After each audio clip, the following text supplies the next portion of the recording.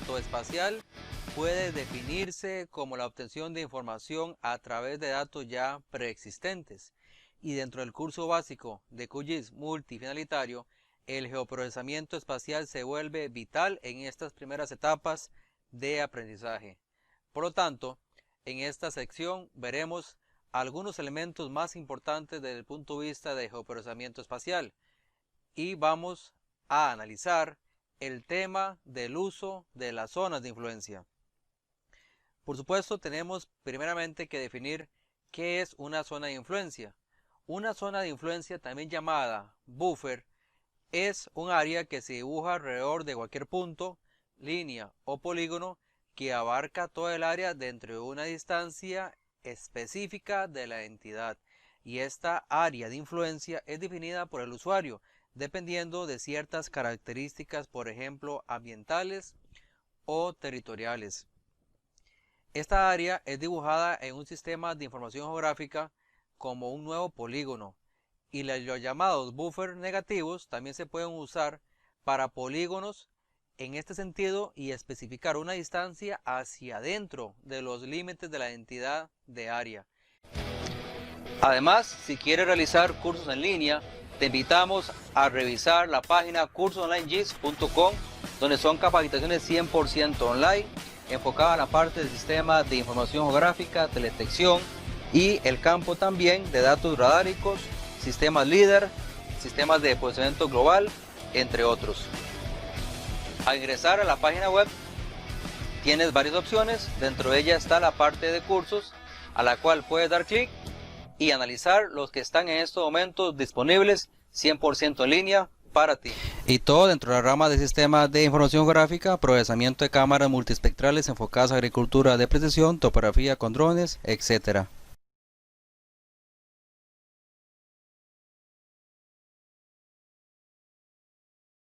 Y estos buffers se pueden utilizar para problemas de modelos de datos vectoriales y raster. Por ejemplo, aquí tenemos varios casos en los cuales se ha realizado una zona de influencia buffer. Tenemos un transepto en el cual se ha definido un buffer a ambos lados semejante. Aquí también un polígono en el cual se ha definido un área de influencia. Y más específicamente, aquí abajo se notan algunos ejemplos bastante interesantes. Se tiene un río, una zona hídrica en los cuales se ha establecido una zona de influencia de X metros. Esto puede ser importante, por ejemplo, para definir de acuerdo a algún criterio específico como una ley forestal, una ley de protección de recurso hídrico que se especifica ya sea 50 metros al margen de ese lindero o ese perímetro de línea que representa un río, ya sea una zona urbana o una zona rural en los cuales exista, por ejemplo, algún marco legal que define una zona de protección.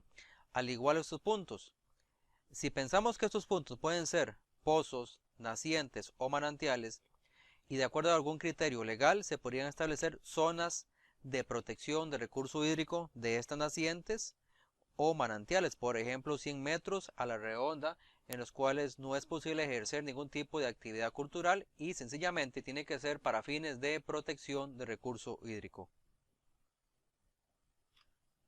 Ahora vaya a QGIS, la versión desktop, y utiliza por favor la versión estable que tengas al momento de realizar estos videotutoriales, la que se llama conversión LTR.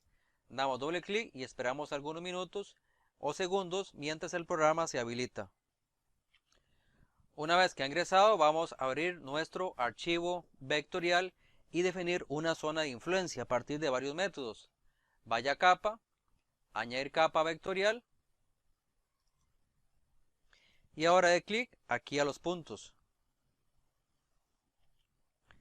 Vaya a la carpeta datos y dentro de datos la que se llama Spatial. Recuerde que aquí donde indica todos los archivos, vamos a dar un clic y especificar archivo Chase de Esri. Y ahora vas a abrir este archivo que se llama Ríos.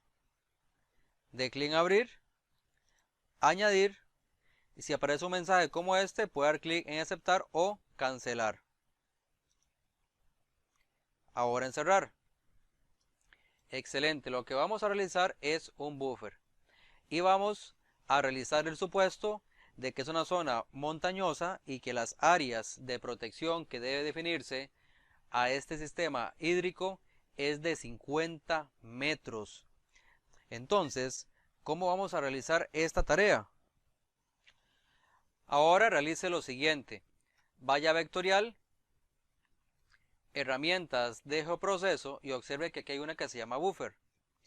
Esta es una manera simple de poderlo realizar, en la cual define lo que es la distancia. Por ejemplo, si estamos asumiendo que las zonas de protección de recurso hídrico con respecto a los ríos corresponde a 50 metros, a partir de la línea de cauce, escribimos aquí 50 y definimos el tipo de unidad, el cual son metros. Además, por ejemplo, aquí presenta un parámetro de segmentos en los cuales es posible generalizar esa cantidad de buffer si así fuera necesario. Tenemos el estilo de terminación, o sea, cuando queremos que el final del buffer sea de tipo redondeado o puede ser también plano o cuadrado. Y además tenemos aquí el límite de inglete, que esto por lo general vamos a dejarlo por defecto también. Ahora, vamos a especificar que disuelva el resultado. ¿Qué quiere decir que disuelva el resultado? Quiere decir que, por ejemplo, si aquí este río y este río está dentro de la zona de 50 y 50 metros, automáticamente va a definir una sola zona de influencia. Entonces, vamos a dar clic aquí a hecho buffer para especificar la ruta de salida. Damos clic. Ahora guardar archivo. Vamos a la pestaña de resultados, la que creamos en sesiones anteriores, y especifiquemos como un archivo shape de Esri. Y aquí Reuse como 50M, o sea, el buffer que estamos definiendo. Damos clic a guardar y ahora a ejecutar. Espera algunos segundos mientras se realiza el proceso. Muy bien, ya ha finalizado. Demos clic a cerrar. Revisemos un momento. Damos clic aquí a acercar zoom y con el botón izquierdo del mouse dibujamos un cuadrado, un rectángulo, y observe qué interesante. Si estos ríos los bajamos, aquí tenemos la línea central y ya el buffer ha sido generado, o la zona de influencia. Para verificarlo puede tomar la regla, aquí, medir línea, y vamos a, por ejemplo, realizar una medición. Observe que aquí nos está dando prácticamente 50 metros y si venimos para acá también 50. Esto es bastante interesante ya que hemos definido un buffer direccional. Vamos a medir ahora acá, acercarnos un poco más. Tomamos la línea, por ejemplo, nuevo, un clic con el botón izquierdo y otro clic con el botón izquierdo y ahora soltamos con el botón derecho. Observe que tenemos prácticamente los 50 metros que hemos definido de buffer. De clic botón derecho sobre esta capa, zoom a la capa. ¿Qué otras posibilidades tenemos para realizar este buffer? Observe qué interesante. Si vamos a procesos, caja de herramientas y aquí en buscar escriba la palabra buffer. Entonces tenemos varias posibilidades. Observe, buffer a un solo lado. ¿Qué quiere decir eso? Que podemos definir, si solamente nos interesa que el buffer sea al lado izquierdo o al lado derecho, también lo podemos definir. Este buffer es la que hemos utilizado anteriormente. Ahora vamos a dar clic a buffer a un lado. Excelente, vamos a poner aquí la capa de ríos F.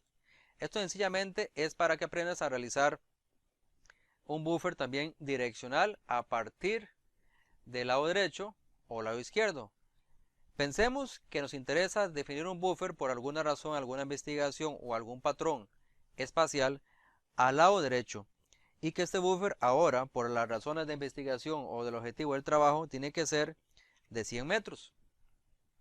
Aquí buscamos metros. Ahora vamos a guardarlo de igual manera en nuestra carpeta de resultados. Damos clic, guardar archivo. Y este buffer va a ser del lado derecho. Entonces, escriba por ejemplo ríos, el lado derecho. de 100. Siempre recuerde que las rutas tienen que ser cortas, los nombres del archivo sin espacios, sin acentos, etc. Y de clic a guardar. Especifique que lo va a agregar al mapa y que va a disolver todos los resultados, lo que ya se indicó. O sea, si hay dos líneas, por ejemplo esta línea, y están dentro del buffer de los 100 metros, automáticamente va a generar un solo contorno. De clic a ejecutar. Esperemos algunos segundos mientras el proceso se realiza. Ya ha finalizado. De clic a cerrar. Esta caja de herramientas la podemos también cerrar. Vamos a minimizar esto rápidamente y definir si esos buffers al lado derecho se realizaron o no. Entonces tomamos esto, realizamos una ampliación para verificar si realmente se hizo. Entonces vamos a poner ahora los ríos, esto lo vamos a poner hacia abajo. Muy bien. Y un grosor a este río. Vamos a darle doble clic a río F, sencillamente para cambiarle el color y poderlo notar de una mejor manera. Vamos a cambiar este color por uno más intenso, por ejemplo puede ser un rojo. Y el ancho de la plumilla lo vamos a cambiar y aplicar y aceptar para poder verlo. Excelente, observe como tenemos ya aquí el buffer definido. Vamos a realizar una ampliación con este botón, realizando un rectángulo y vamos a revisar. Por ejemplo, tomamos aquí y tratamos de medir y excelente, obsérvese como tenemos los 100 metros que hemos especificado. Esto lo podemos realizar sea tanto a la izquierda o a la derecha del segmento. Entonces, de esta manera has aprendido cómo realizar un buffer a ambos lados y también un buffer direccional con respecto al lado derecho o lado izquierdo. Y esto es muy importante para muchas aplicaciones de índole ambiental. Por ejemplo, para recursos hídricos existe alguna legislación para definir zonas de protección de recurso hídrico. Ahora, ¿qué pasa si tenemos datos puntuales? Por ejemplo, pozos o nacientes. También lo podemos realizar y definir una zona de influencia de áreas de protección de recurso hídrico para estos elementos. Vaya a capa, añadir capa raster o añadir capa vectorial más bien. Y ahora, de clic a los puntos, vaya a Spatial, recuerde cambiar aquí archivo ChaseDR y busque el que se llama pozos. De clic en abrir, añadir y ahora cerrar. Excelente.